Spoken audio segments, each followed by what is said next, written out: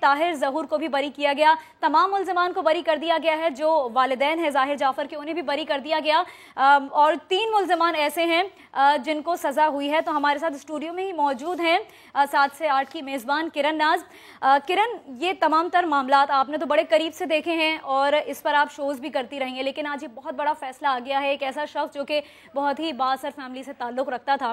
اس کے خلاف عدالت نے فیصلہ دیا، کیا کہیں گے آپ؟ یہ حق کی فتح ہوئی ہے، یہ انصاف کی جیت ہوئی ہے۔ آج کہنا چاہیے الحمدللہ کہ یہ حق اور سچ کی فتح ہو گئی ہے۔ یہ ایک ایسا کیس تھا جو کہ پچھلے 7 مہینوں سے چل رہا تھا اور صرف نور مقدم کے والدین کی نظر نہیں تھی، پورے پاکستان کی اس پر نظر تھی۔ پورے پاکستان کی بیٹیاں اس کو دیکھ رہی تھی کہ پاکستان کی عدالتیں کیا فیصلہ دیتی ہیں۔ بہت زیادہ منوپولیٹ کرنے کی کوشش کی گئی اس کیس کو، ہر طرح سے جو ظاہر جعفر کے جو مرکزی مجرم کے وکیل تھے، انہوں نے بڑی کوشش کی کہ کسی نہ کسی طریقے سے اس کیس میں رکھنا ڈالا جائے، اس کو الٹ پلٹ کیا جائے۔ لیکن میں شکر گزار ہوں وزیر اعظم پاکستان کی کہ جنہوں نے اس کیس کا نوٹس لیا۔ میں شکر گزار ہوں عدالتوں کی کہ جنہوں نے آج حق اور سچ کی فتح، تمام ثبوتوں کے بعد حق اور سچ کی فتح یہاں پر ہوئی ہے۔ پولیس کی کارکردگی، اسلام آباد پولیس کے حوالے سے بہت زیادہ یہ باتیں کی جا رہی تھی، بہت زیادہ لائرز کی طرف سے بھی یہ باتیں ہو رہی تھی کہ شاید یہ بھی منوپولیٹ کرنے کی کوشش کر رہے ہیں، کیونکہ ہم جس معاشرے میں رہتے ہیں ہمیں اچھے طریقے سے معلوم ہے کہ جو پاور میں ہوتا ہے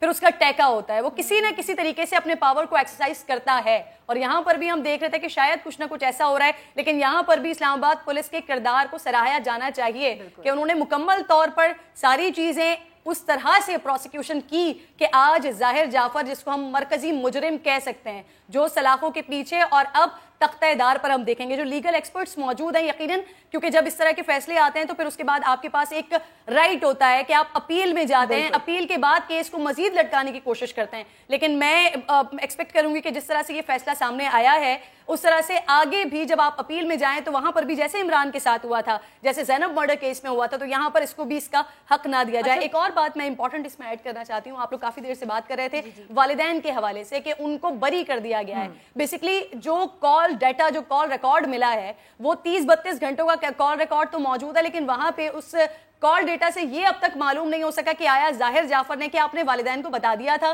کہ وہ وہاں پر کسی کو مرڈر کر چکا ہے، کسی کا قتل کر چکا ہے۔ یہ ساری چیزیں ایویڈنس کے طور پر موجود نہیں ہے، تو اس وجہ سے شاید ان کو بری کیا گیا ہے۔ لیکن مزید کرن، لیکن یہ بات سامنے آئی ہے کہ ان کو پتا تھا کہ ان کا جو بیٹا ہے وہ کن چکروں میں رہتا ہے، کیا وہ کرتا رہتا ہے، اس کی کیا ایکٹیویٹیز ہیں، کیا سرگرمیاں ہیں، اور اس کے بعد پھر ان کی فون کال پہ بات بھی ہوئی۔ دیکھیں، عدالتوں کو ریکارڈ اور عدالتوں کو شواہد اور ثبوت چاہیے ہوتے ہیں۔ جو یہ ساری باتیں obviously بہت ساری CCTV فوٹیجز جو ہم دیکھ رہے تھے، لیکن جو لائرز کی جانب سے، جو ظاہر جعفر کے لائرز کی جانب سے منوپولیٹ کرنے کی کوشش کی گئی، مختلف آرگیومنٹس ایسے کیے گئے کہ ہم بحیثیت میڈیا کے لوگ جو روزانہ کی بنیاد پر ایسے واقعات، ایسے کیسز دیکھ رہے ہوتے ہیں، لیکن جب ہم ان آرگیومنٹس کو سنتے تھے، پڑھتے تھے، دیکھتے تھے، تو ہمیں تکلیف ہوتی تھی کہ کسی بھی باپ سے اس کی اولاد کے لیے کس قسم کے سوالات کیے جا رہے ہیں۔ لیکن عدالتوں کے اندر ایسا ہی ہوتا ہے، اس کے باوجود بھی عدالت نے حق اور سچ کا فیصلہ دیا۔ ظاہر جعفر، جس کو ہم انشاءاللہ تختہ دار پر دیکھیں گے، جو سزائے موت کا فیصلہ اس کو سنایا گیا ہے، تو انشاءاللہ بہت جلد ہم یہ بھی ہوتا ہوا دیکھیں گے۔ کرن، میڈیا کا کردار یقینی طور پہ، کیونکہ آپ خود بھی ایک زبردست شو ہوسٹ کرتی ہیں اور اتنے سارے کیسز آپ اپنے سامنے بھی رکھتی ہیں،